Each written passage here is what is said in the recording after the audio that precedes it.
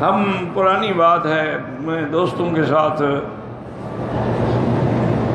سیر کے لیے گئے تھے سوات کے علاقے میں، تو ان دوستوں نے جو سوات کے دوست تھے انہوں نے کہا جی آج ہم چلیں گے مہی ڈنڈ یا کالام یا مدائن، اور وہاں آپ کو اپنے ہاتھ سے پکڑ کے ٹراؤٹ مچھلی کھلائیں گے، شکار بھی کریں گے اور کھلائیں گے۔ ویسے تو وہاں ٹراؤٹ مچھلی کے فارم بھی ہیں، انہوں نے کہا جی فارم میں وہ بات نہیں ہے۔ وہاں گئے، خیر جی وہ شکار کی، آپ کو مچھلیاں 2-3 مل گئیں، وہیں پکائیں۔ انہوں نے کہا جی یہ مچھلی ٹھنڈے پانی میں رہتی ہے، گرم پانی میں رہ نہیں سکتی، اور دریا میں یہ الٹی چلتی ہے، باقی مچھلیاں پانی کے ساتھ چلتی ہیں، پانی کے خلاف چلتی ہیں۔ اور 1 مہینہ انہوں نے کہا حضرت آپ یہاں رہ جائیں نا تو آپ کو روزانہ کھلائیں گے تو آپ 16 سال کی پھر نوجوان ہو جائیں گے، اس میں اللہ نے ایسی طاقت رکھی۔ میں نے کہا جی ہمیں یہ 2 دن کافی ہیں، ہمارے پاس جو چیز ہے وہ کائنات میں کسی کے پاس ہے۔ وہ حیران ہو گئے، کہنے لگی کیا؟ میں نے کہا ماء زمزم ہمارے پاس ہے، زمزم لما شرب بھلا، جس نیت سے پیو وہی فائدہ دیتا ہے، ہم زمزم پیئیں گے جوان ہو جائیں گے، ہمیں کیا ضرورت ہے تمہاری ٹراؤٹ کھانے کی؟ تو اس لیے اللہ نے فرمایا کہ تم ان چیزوں کو نہیں دیکھتے ہو، تمہیں سمجھ نہیں آتی ہے کہ میں دوبارہ تمہیں کھڑا کر سکتا ہوں۔ اولم یروا ان اللہ الذی خلق السماوات والارض ولم یعی بخلقہن۔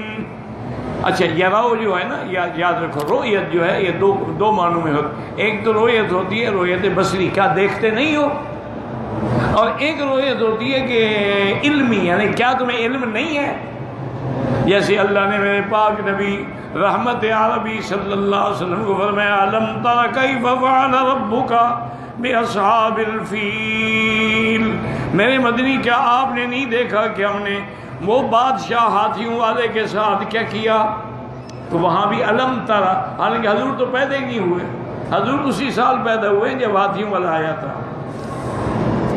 ولد سنۃ الفیل، اسی سال حضور پیدا ہوئے۔ اچھا یاد رکھو یہ ارہاس ہے، اللہ نے مکے والوں کو بتلایا تھا کہ جیسے میں ہاتھیوں کو ابابیل پرندوں سے مروا سکتا ہوں نا، تمہیں بھی محمد مدنی سے مرواؤں گا، تم اس کو یتیم نہ سمجھو، آنکھیں کھولو۔ یعنی آپ کی ولادت کے وقت اس کو کہتے ہیں ارہاس۔ معجزہ وہ ہوتا ہے جو نبی کے ہاتھ پہ ظاہر ہو، جو پہلے ہو وہ ارہاس ہوتا ہے۔ تو یہ بھی گویا کہ ایک معجزہ تھا حضور پاک کا، لیکن اللہ فرمایا الم تر کیف فعل ربک باصحاب الفیل، معنی کیا ہوگا؟ الم تعلم یا محمد، کیا آپ نہیں جانتے کہ ہم نے ہاتھیوں والے کے ساتھ کیا کیا تھا؟ اچھا تعلم کے بجائے ترا رویا کیوں کہا گیا؟ کہ جب واقعہ اتنی مشہور ہو، گویا کہ آنکھوں کے سامنے ہے، تو وہاں کہا جاتا ہے الم ترا۔